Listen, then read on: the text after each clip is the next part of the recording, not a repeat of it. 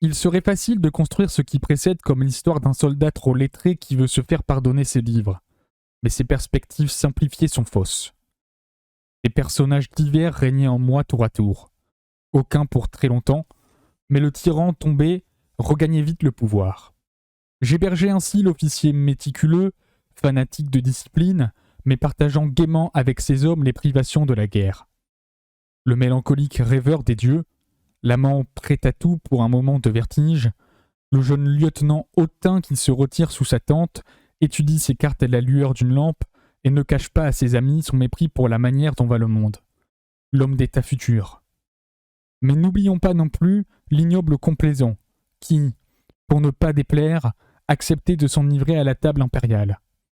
Le petit jeune homme tranchant de haut toutes les questions avec une assurance ridicule.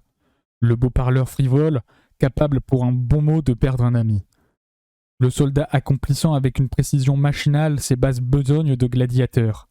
Et mentionnons aussi ce personnage vacant, sans nom, sans place dans l'histoire, mais aussi moi que tous les autres, simple jouet des choses, pas plus et pas moins qu'un corps, couché sur son lit de camp, distrait par une senteur, occupé d'un souffle, vaguement attentif à quelques éternels bruits d'abeilles.